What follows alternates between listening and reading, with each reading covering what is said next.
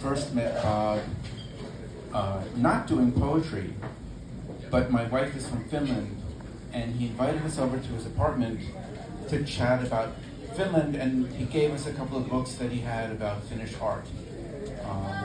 So this is the first thing I did when I met Bob was he was kind to me and he gave me gifts.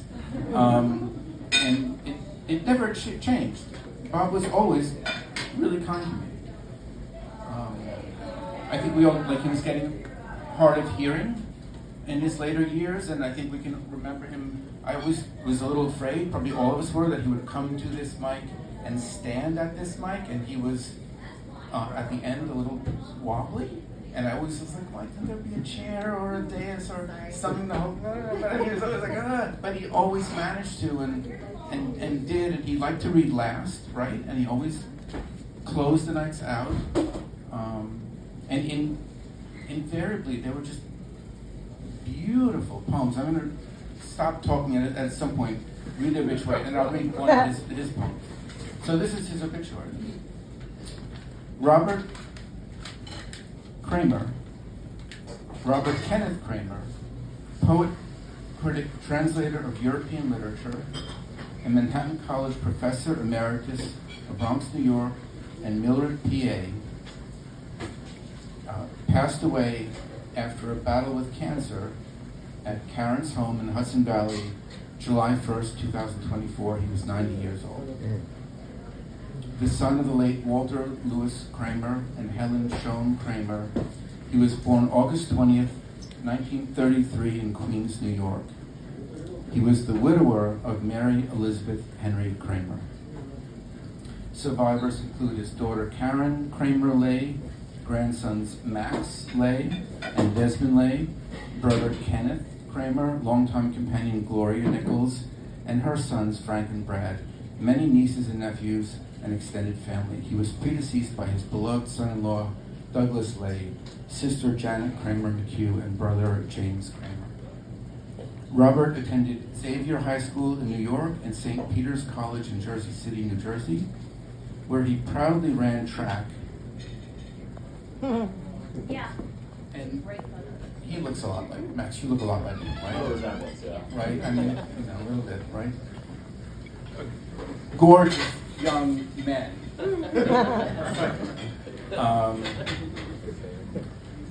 And I lost my place, I'm sorry. And served in the ROTC programs. He continued his service after college in the U.S. Army Chemical Corps, earning the rank of first lieutenant. And I don't know if everybody doesn't know this, but isn't it true that Bob put on those like hazmat, like 1950s hazmat-y, like crazy things? Yeah, it's in a poem. It's in a poem. You know. I mean, like to deal with barrels of chemical warfare stuff. Yep. Yeah, I was like, ugh. And he lived to be 90 years old. So, good genes. He should have been 110. He 110. He spent a lifetime in academia, teaching for over 50 years, first at St. Louis University, then at Xavier University, the historically black college in New Orleans, and lastly at Manhattan College, just down the block in the Bronx, teaching English, German, world literature, and art history, as well as serving for several years as Director of International Studies at Manhattan. He especially enjoyed taking students to museums in New York and Europe, sharing his passion for the arts and travel. Robert has been a guest professor at various colleges such as University of Connecticut, Syracuse University, Haverford College, and has lectured at such institutions as the Smithsonian, the Whitney Museum of American Art, and the Art Therapist Association. In 1967, he won a Fulbright Scholarship. He's won many National Endowment of Humanities grants, and he was in 2016 he won the Absolute National Poetry Contest. Robert was vice president of the New York Browning Society, former coordinator of the New York Poets Cooperative, and was a contributor to the American Book Review. Publications include scholarly papers, literary journal submissions, contributions of text to books on art, literature, and photography, chapbooks of original poetry, and soon-to-be-released translations of early 20th century German poets, as well as a new collection of his own work. He has read his poetry on television and radio, and will be missed here on Beal Bach. He was also known for his piano playing for family and in the bars of New York and New Orleans, with a particular love for the music of 1920s Berlin and the great American songbook. He was dedicated to seeking out every New York piano bar or cabaret singer before they all disappeared. And he will be remembered for his dedication to the family, the craft of poetry, his teaching, his enthusiasm for art and music, his kindness, warmth, and understanding nature. And I think all of those things are really true. And I'd like to close by reading a poem of his. And many of us, or many, at least me, Bob would come up and read the most gorgeous lyrical poems, time and time again. And it was stunning, because I love poetry, to sit in the audience and time and again be mesmerized by his beautiful words. So this is called The Village Advocate by an unknown Dutch master circa 1600.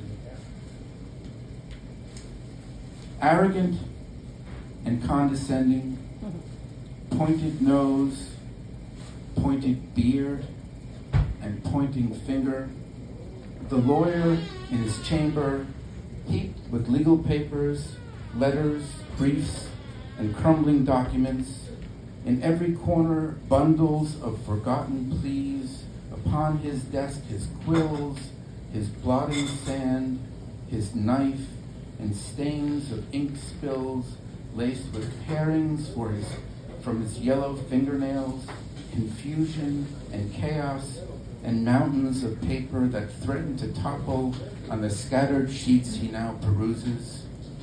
There is an odor in the room, or odors, the peasants, his clients, their sweat, big-bellied women, their wicker baskets filled with eggs, their unkempt men with unplucked chickens dangling from their fists, mud and manure clinging to their boots. The room is bursting with these bodies, physical, fleshly, producers of eggs and sperm, spewers of spittle and feces, wafters of redolent breath and flatulence, souls of oats and barley, cabbage and onions. They grovel now before their advocate. For the power of the robust body that must walk each day behind the steaming ox, the oak and iron plow, through stony fields that each December must slaughter a hog and cut its throat amidst its screams, and slit its belly, drain its blood in battered basin. This force encounters one yet more mysterious, the power of the written word, those enigmatic symbols scratched on paper that suggest a power remote, intangible, the force that shapes their lives, embodied now in a foolish man whose spectacles are slipping down his pointed nose. We'll miss you, Bob.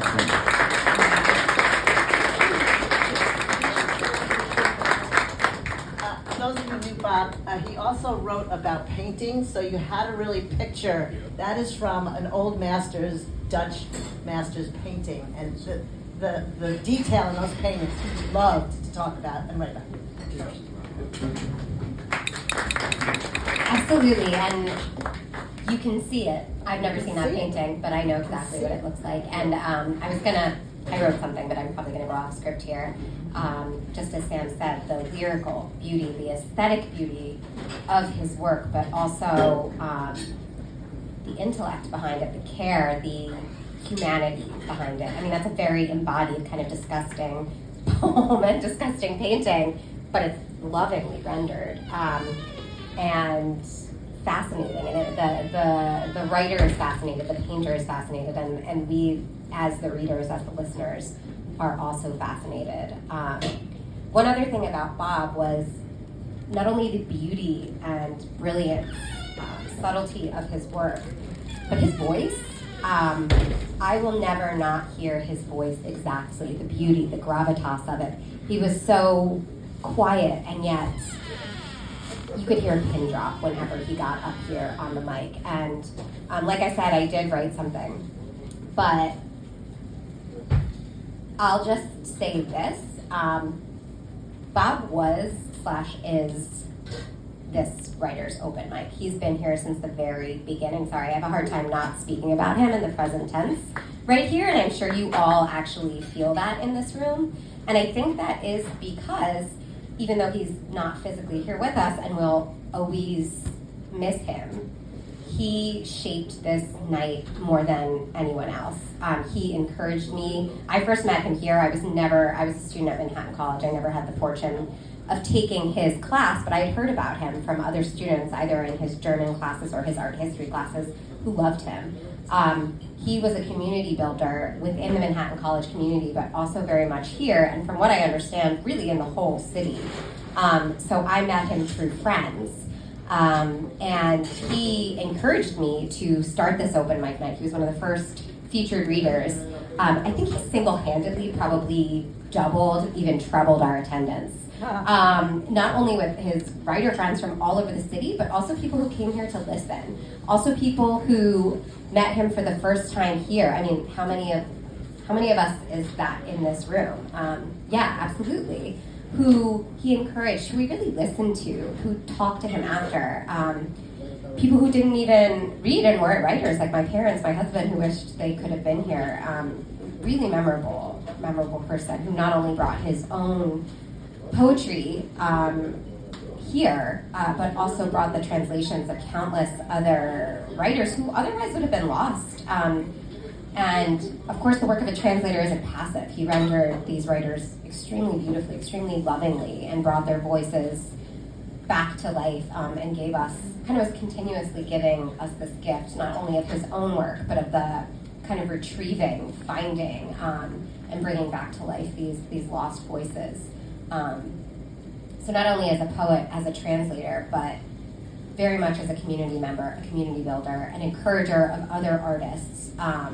Just a kind person who really elevated this night. I don't mean that to like throw shade on anyone else, but he really brought the standard up high while also being super accessible, super kind. He would sit and talk to you about anything, but he'd make you think. He'd make you work. He would make you smarter just by talking to him. He had an excellent sense of humor despite his formidable intellect, his knowledge on many subjects, his polyglotism, if that's a word.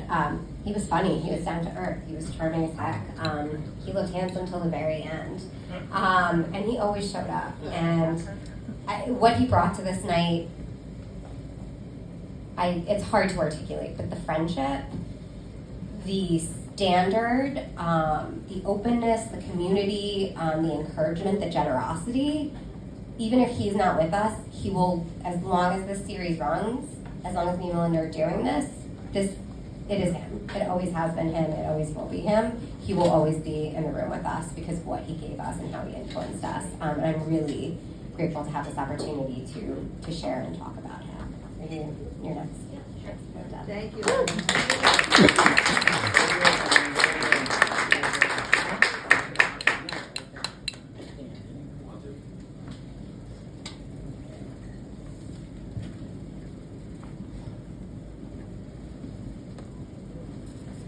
Erin is much more articulate off the cuff than I am. I'm gonna go ahead and read a poem that I just wrote, so forgive me if it doesn't come very smoothly. Our Poet in the Early Spring, after Robert Kramer. I look back at the blessings of the season, its early snowdrops and later lilacs that would lure you back to our city, our beloved bar, from the warm, desperate arms of the South. All these years, these seasons, I've learned of your life, scene by scene, in the words you pour into the mic, into my ear. I miss you. And here we are again. Here we all are, in the season of your return, waiting, desperate to hear your poems, your voice, lovely, dark, and deep. We disappear in our wanting, and you emerge in the mind's eye. We miss you. The crocuses have arrived to kiss your bearded cheek, to cheer us through the last of these coldest days. But Bob, I don't even need them. I've got a poem of yours in my pocket, and I'm going to read it right now. So welcome back, dear friend. Welcome home.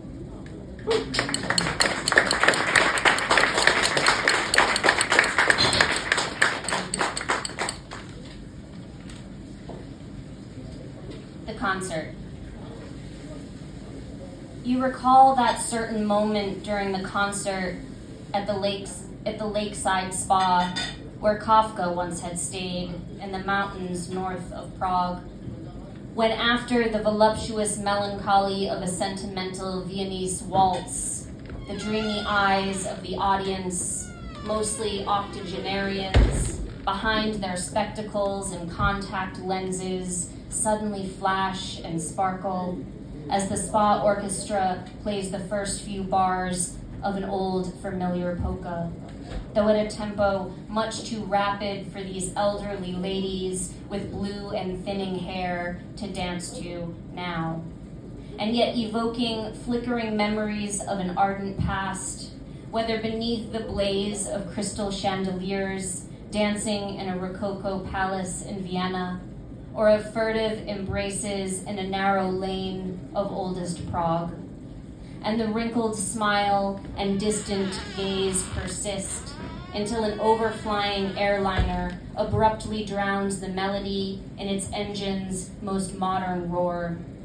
And thus, again, to feel the disappointment, the peculiar sadness of a child on arriving at the vast amusement park to find it drenched in heavy and increasing rain, where, to the musical groan and belch of the seemingly unmanned yet gasping calliope, the carousel's so brightly painted stallions still bound and bob in whirling circles, but riderless. Even as high above them, the empty rain-pelted cars of the roller coaster climb, then, at their very zenith, pause, before abruptly hurtling downward, rattling loudly, but now devoid of human cries, while from the doors of the gaudy funhouse blast those ceaseless guffaws, the recorded laughter of an absent madman.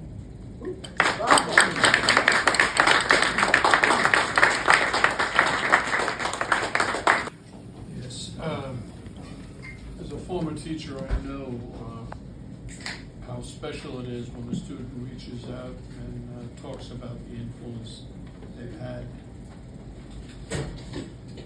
I was saddened to learn just today that Bob passed away last summer.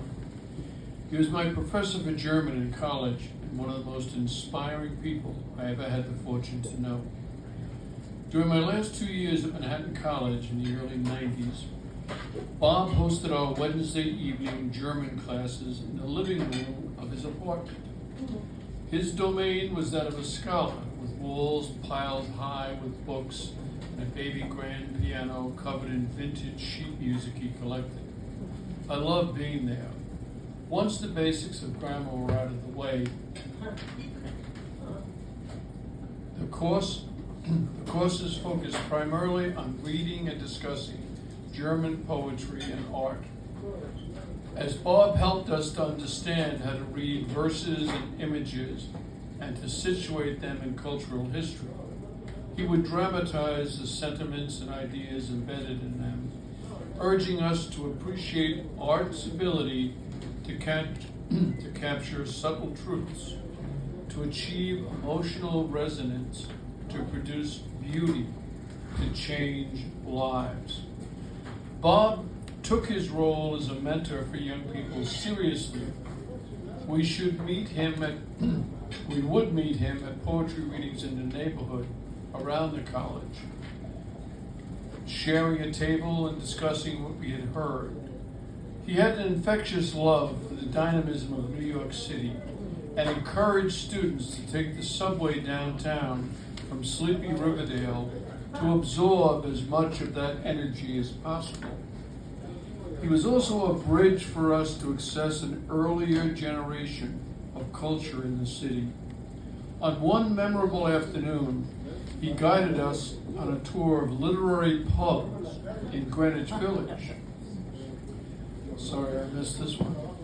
Stopping at beatnik hangouts, Le Figaro and Chumley's, followed by the White Horse Tavern, where Dylan Thomas is said to have drunk himself to death. Although I went into college with no interest in foreign languages, Bob's courses were so wonderful that I ended up completing a minor in German.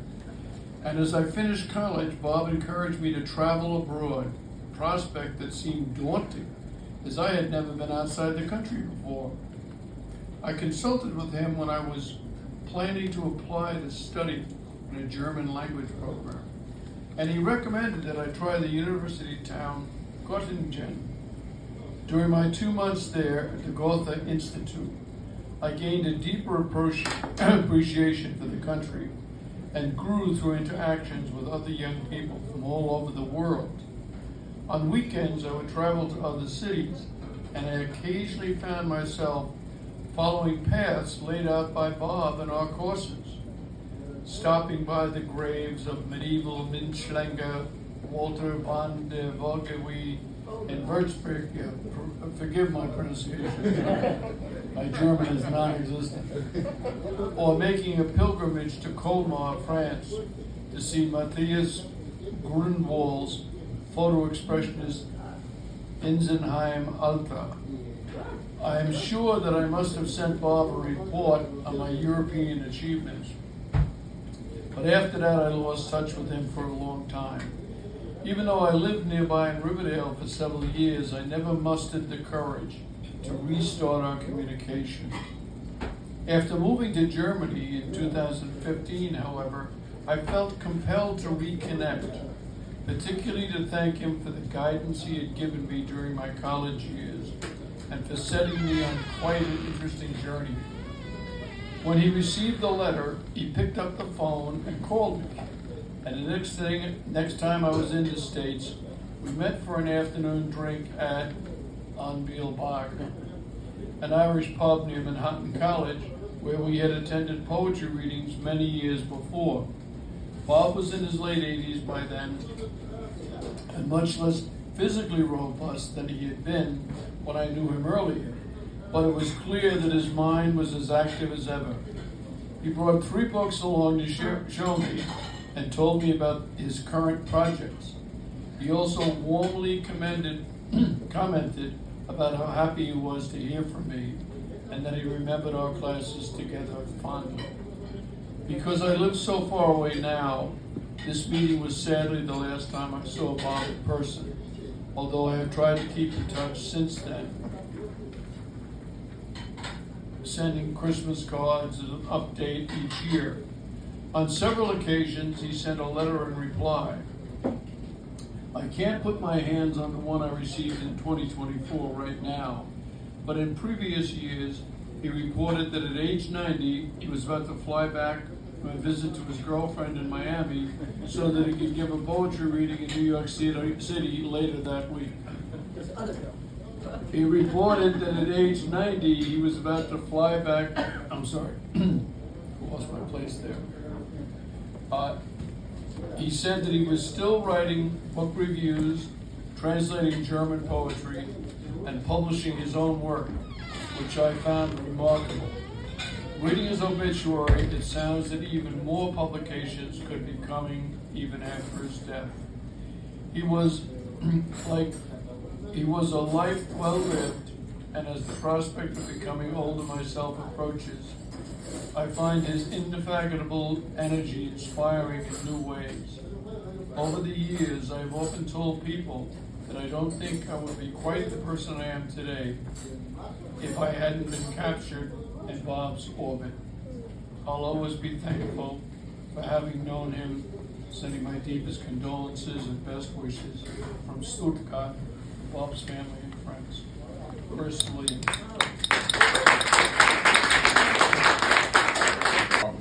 I want to talk about the time I met Kramer. It was in his apartment next to Bob Gibbons, another Robert. And the first thing I noticed it was because it was summer, very warm.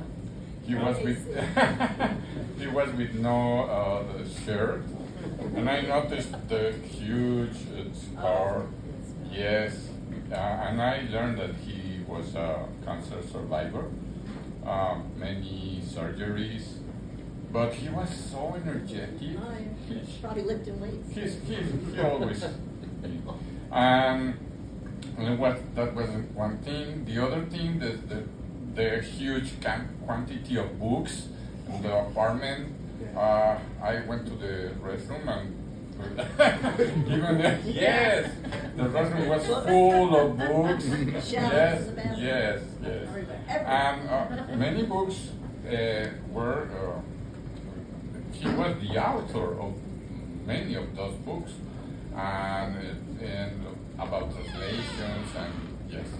And with time we were friends, of course, and he wanted me to publish his book, and it was I was honored because he was a very respected professor at the university, translator of German, old German, and I translated his poems into Spanish, and his poems written in English into Spanish, and it was an honor for me translate to the translator. And okay, I want to read. I think the best homage to one poet is to read some of his work, and I want to read one of his poems in English and Spanish. The Jester. To the north of this great state lies the Baroque garden labyrinth, now passé, of course, neglected and abandoned, near overgrown by encroaching forest. But what of all those alien birds that flutter still in the massive boxwood hedges, in those coiled and twisted blue-green walls of the maze? And what of those other tiny feathered bodies there, impaled on the black gigantic thorns? While at the palace itself, along the hall of mirrors, in his motley garb, his scarlet cap and bells, in his pointed yellow shoes, a jester pirouettes and stars at the whirling walls of glass, at his multiplied, his infinite, vertiginous reflections. Bob Kramer. The translation en español, El Bufón. Al norte de esta gran finca se halla el laberinto del jardín barroco, hoy pasado de moda, y por supuesto descuidado y abandonado, casi cubierto por la invasión del bosque.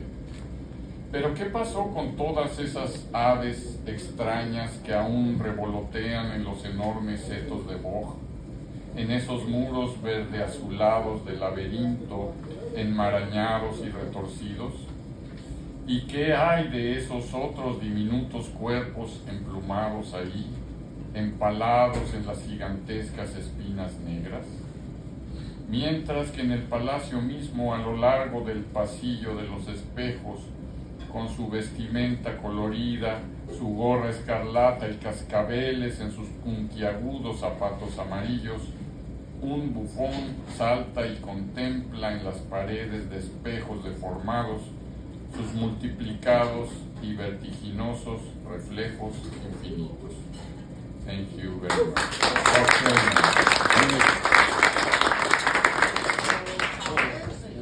Oh, okay. All right. Sorry. Hi, everyone. Man, it is so cool to see so many people here to honor Bob. Dr. Robert Kramer, right? That's what he was always introduced as. But if you talk to him, he always introduced himself as Bob. I'm Bob Kramer. I'm Bob, right? Very unpretentious, as Erin and other people have pointed out. My little story with Bob has to do with about, 6 or 8 years ago when I started coming to this open mic, more or less regularly, maybe a little less regularly lately than it has been in the past. But I used to read from a project I was working on. It was a novel set in the 1830s, right? It was called American Scene, and it had a lot of ingredients that Bob appreciated. He was a person who was into literature and art and history and languages. And, my book kind of had this stuff going on, right? And he always came up afterwards as I read various excerpts over the months and complimented me about it, which really meant a lot because I knew, he was a very erudite person. And in fact, he may have even remembered some of, the 1930s when this book was set. And, when I came back, month after month, year after year, he would always ask me about this project. And, as time went on, I have to confess, I lost interest in it and basically abandoned the project. And, finally one night, I confessed this to Bob, and he was very disappointed. I mean, he was palpably disappointed because I think he was really rooting for me, to finish this project. And, I feel bad to this day for letting Bob down, that I did not complete this project. I pulled out something tonight. I'm not going to read anything by him. I'll read something from this project that, he admired and told me he admired. And, it's almost Easter. Perhaps, this project will be resurrected. Yes. Thank you. Yes. Bob. It's a book. It's a book set in the 1830s called American Scene. It's about American folk art and American folk music. And this is a short couple of pages from it. I am one of 3% of women in the United States who have graduated from college. And here I am serving tea and pastries to Mrs. Rockefeller and Mr. Cahill in the upstairs offices of the Museum of Modern Art. Mr. Barr would never humiliate me this way, treating me as if I were a servant girl instead of his girl Friday. Mr. Barr is very progressive as far as women go. Occasionally, he even asks for my opinion about works of art he is considering acquiring. At least when Mrs. Rockefeller is not around and he is understandably kowtowing to her. I feel proud when this happens, like I'm the first American woman to glimpse a remote African river, except I'm the first American woman to view a piece by Picasso or Matisse. Often I see new artworks when they are being lifted out of their packing crates, even before Mrs. Rockefeller does. Unfortunately, Mr. Barr is currently on sabbatical due to nervous exhaustion. This is another sign of his sensitivity. He's one of those distant, melancholy sorts whom women find romantic. Mr. Barr may have thinning hair, squinty eyes, and a sunken chest. If I had to use one word to describe him, I'd pick convex. But I still think he is dreaming. I would probably make a play for him, except I suspect he's a homosexual.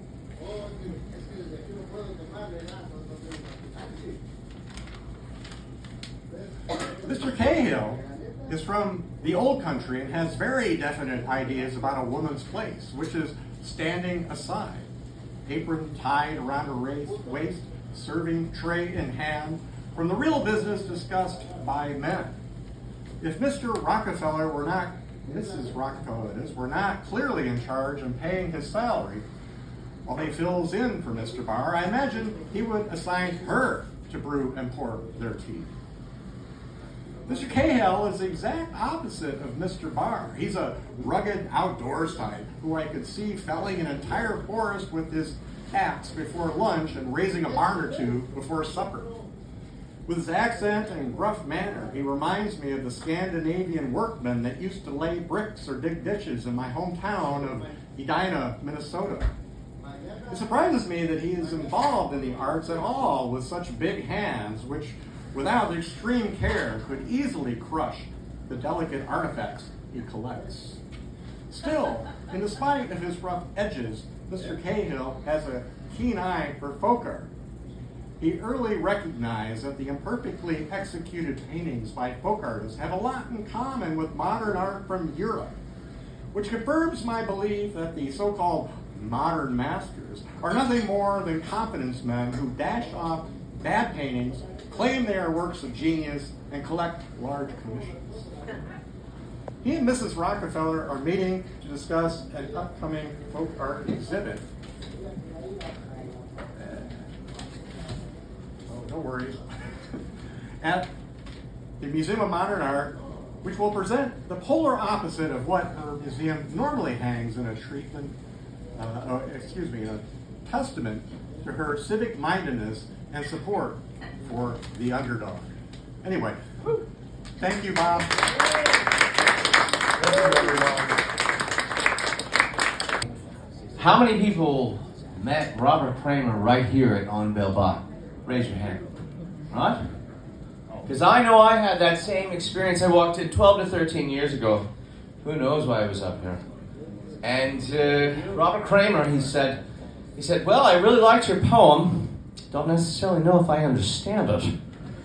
But I'm interested in the New York Browning Society. And I said, well, yeah, the New York Browning Society, it's the oldest literary society in New York. Robert Browning would go on to become the vice president of the New York Browning Society. And he was a friend. He was a father figure, a mentor. He was a good person.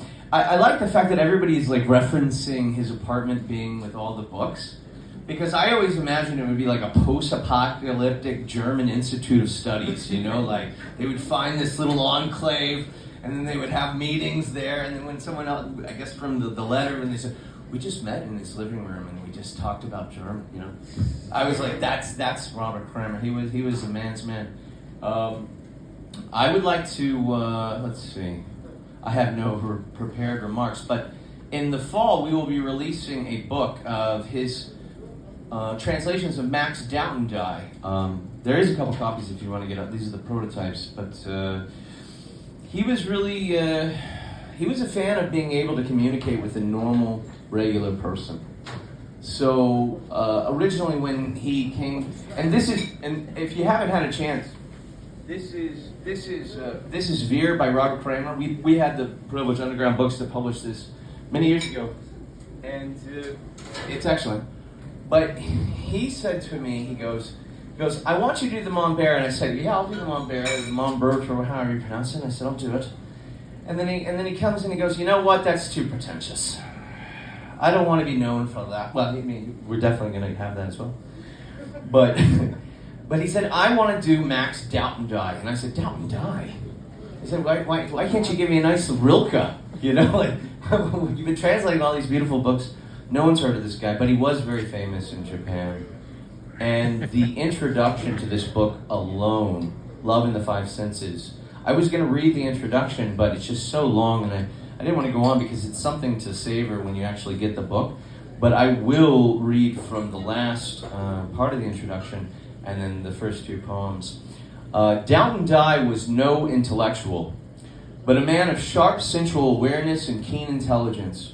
Beneath these seemingly simple but carefully constructed lieder songs, as he called them, lie pleasant surprises and unexpected insights, influenced by Japanese prints, Japanese and Chinese poetry, and French symbolism.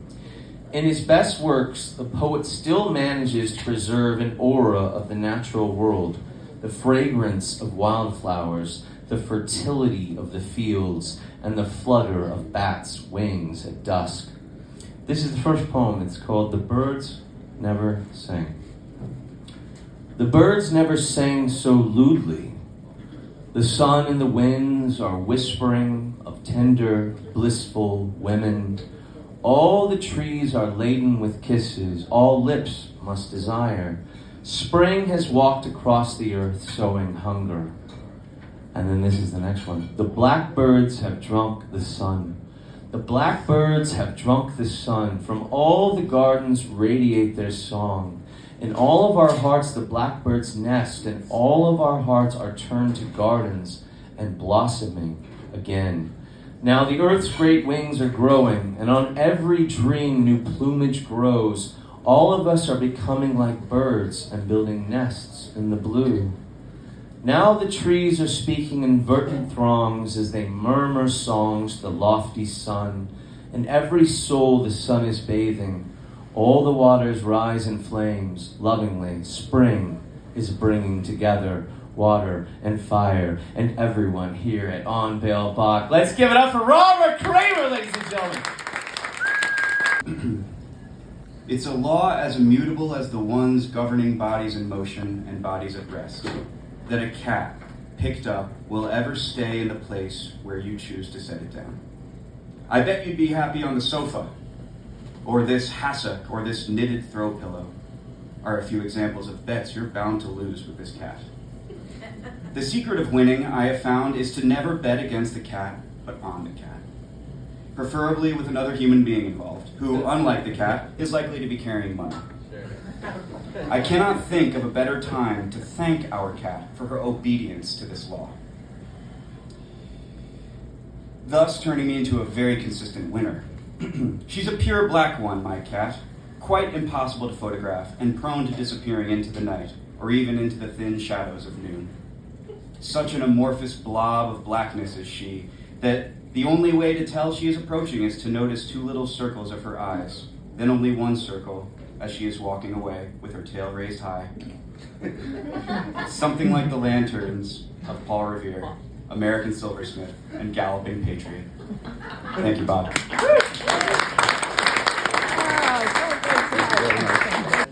I love Bob Kramer. I loved it every time he came here. I really only got to see him once a month, but it was always such a special time when he came in. And he, out of everyone, there were times when Melinda and Erin wanted to start poetry night earlier so that they could go to bed. From way back in the day when we were trying to do that shit. Bob Kramer would show up at about 9:30, 10 o'clock at night. Just getting started. If it was a slow night, we would already be done. That doesn't make sense. Why wouldn't you? We should be doing this till 2, 3 in the morning. He was fucking right, man. It was. It was. You close it. 1, do not make me stay. I found a poem written by Robert Kramer. I was a little busy earlier, so if someone has already read this poem, It's all right. Twice. forget that you did. There you go. This is called Marriage in Snow Love that one. by Robert Kramer.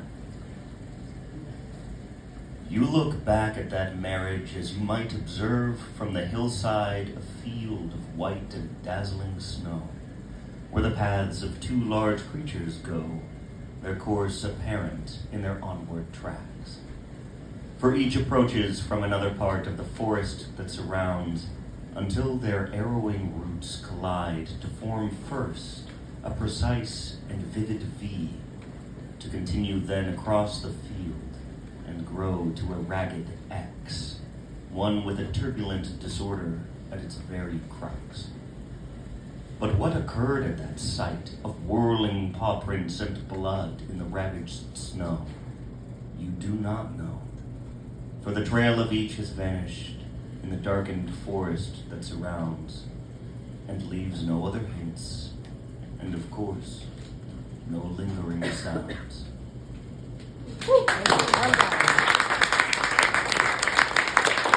Then we had to make it here. Thank you again, Erin, Sam, Melinda. Thank you very much. This has been wonderful. And to everybody, if anybody wants to be on a mailing list, I'm going to be continuing, as I said, reading Dad's stuff, and we're going to have some kind of... And get the poetry competition in. Yes, Yeah. Browning Society. We got to keep this thing going. We can't let this die in our generation. Kramer loved us. And also, Roberto will be putting out a book. James will be putting another book out of Dad's, and not sure about the third one, but I'm hoping to have some kind of book release party, opening, reading in the fall somewhere, hopefully downtown, but maybe one here too. So maybe I'll get invited back. We weren't too horrible, right? And I think I went to high school with Jody, so I might have to have a word with Jody. Honestly. You know my sister then. That's your sister? No, you know her then. Oh, okay. Anyway, this is one last poem I'd like to read. Oh shoot, what did I do with my, I gave you my glasses. Yeah, we got you. Look. Oh, there you go. Thank you. I don't really, yeah, they're readers, grocery store. Okay, his imagined, sentimental last poem. As I now look back on so many pasts that once were futures, at a time when my goodbyes exceed by far my greetings, I must take my leave of cities that I have loved, where I have loved, that I will never visit again. Like beloved books well read in childhood, with marbled paper within their covers, and old steel engravings of magical scenes, books that I will never read again.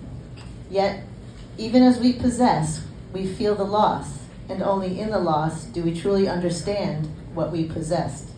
And all that I must leave unsaid upon this quiet night before departure. Thus now I shall conclude like that youthful actor who appears upon the Jacobean stage only after the drama is ended and the curtain down, to speak his rhyming verses, his witty and yet melancholic epilogue, and to perform one final graceful sweeping bow as he begs forbearance of his audience, those in the semi-darkness beyond the footlights, and bids adieu. Adieu.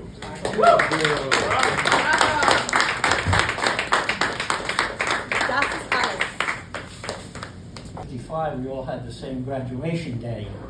I graduated from grammar school.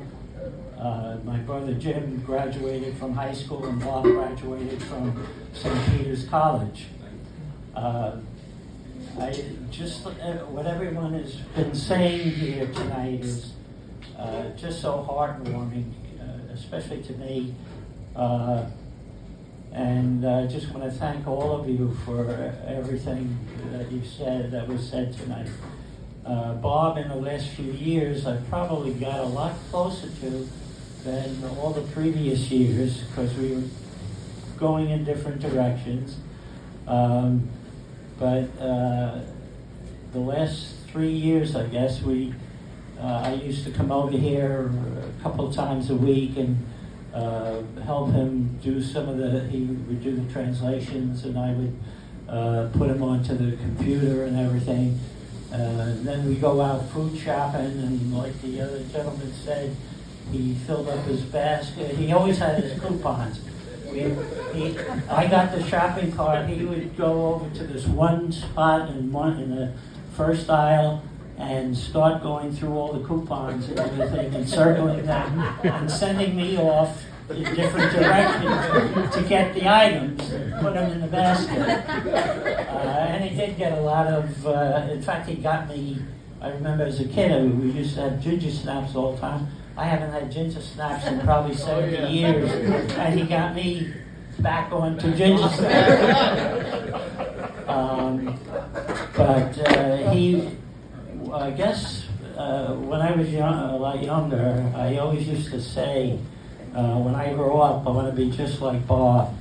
He was an amazing, he was more than human almost in everything. He could have been, there was a person who taught at, what was it, the Carnegie Hall, and he was worked with gifted pianists at Carnegie Hall, and he lived up the block from us. This is back in the early 50s. I guess Bob was in high school. I guess he was just going from high school to college then, and he used to walk by our house every afternoon when Bob would be. The first thing he would do when he got home every night was to sit down at the piano and start playing. That was his love.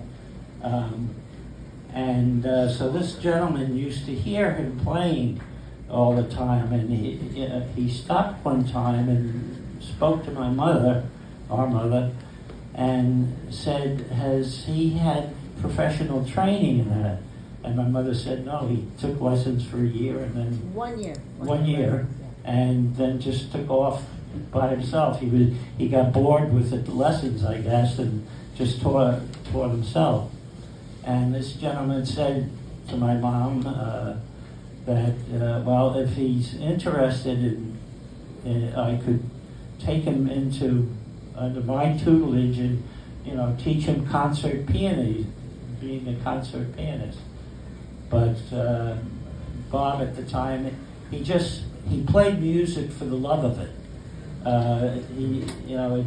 It was like his calming thing to do. But he was so talented in so many areas. He was a gifted athlete. My mother and father and sister and myself used to go to all his track meets in Randall's Island and the Armory and everything. And I got to know his friends almost as well as he knew them. In fact, I used to ask him just in the last few years, have you heard from this guy or that guy? And he said, how do you know that? I said, I remember from when we used to be at all your track meets, all your friends were there, running it. But anyway, again, I just want to thank all of you for tonight. Thank you for all your help on the translations. I think Karen did all the finish-up work on it, but... we have more to do. I'll put you to work, don't worry. Yeah, I was going to say. He said, I hate to take you away from your own time. I said, Bob, I'm loving what we're doing here together. I was never really interested in poetry, and now he's got me interested in poetry. And, art? I always liked art and everything, but I never took the time to look at art the way he does. I have to say, the last 3 years, I think we got closer than our previous 80 years and that. Again, it just what all you were saying is so true of Bob. He was an amazing person, an amazing brother. I feel him every day. I mean, I feel his presence every day around me, along with my wife. Hopefully they're seeing each other up in heaven someplace. And Doug, too. And Doug. And Doug. Right. Yeah. So anyway, thank you again, all of you.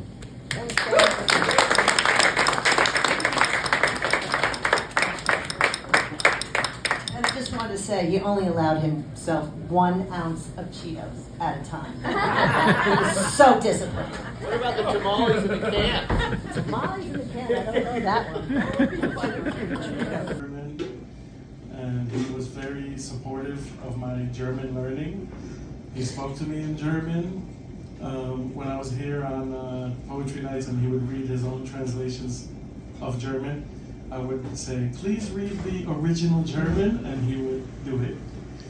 So, and I would bump into him in the neighborhood, and he was always just such a cool man. I love this man. It was, you could feel his heart was huge, It's kind of chokes me up, but so I want to read here's your Rilke right here. And this is a poem that I discovered from a friend And because I'm learning German, I discovered it in the English translation. So because I'm learning German, I checked out the German original. And then thought, there's a better translation out there, And so I started to translate it myself, which was like, Bob Kramer's influence, So I'm going to read it in my English translation first, so you can see what the poem is, and then I'll read the German original like I would always have him do it for me, and then you'll catch it because English is a Germanic language. So this is Rainer Maria Rilke, in German, Rainer Maria Rilke, and the poem is called Let This Darkness Be a Bell Tower. Quiet friend who has come so far, feel how your breathing makes more space around you. Let this darkness be a bell tower, and you, the bell. As you ring, what batters you becomes your strength. Move back and forth into the change. What is it like, such intensity of pain? If the drink is bitter, turn yourself to wine.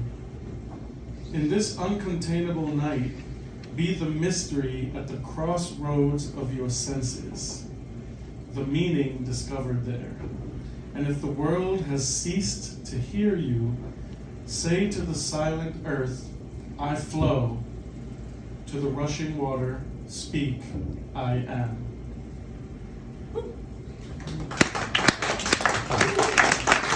Thank you.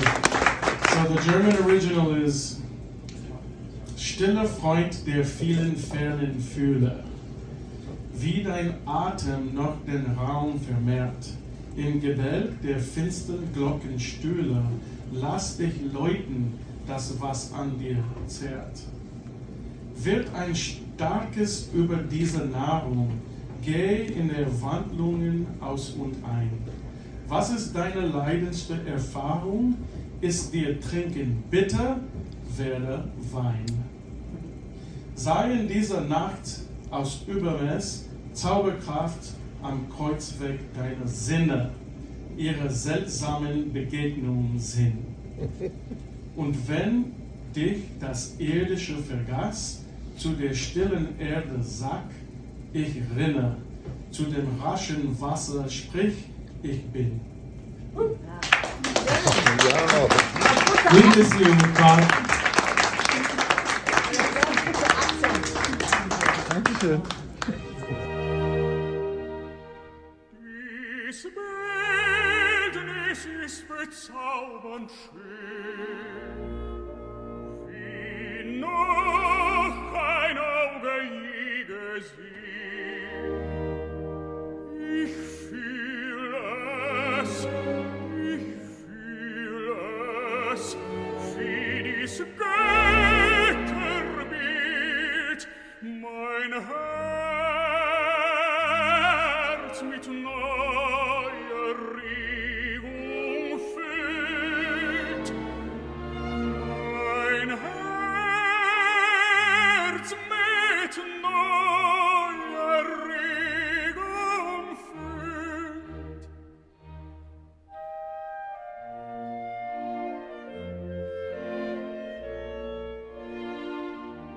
Des etwas kann ich zwar nicht nennen, doch fühl ich hier wie Feuer brennen. Soll die Empfindung Liebe sein? Soll die Empfindung Liebe sein? Ja.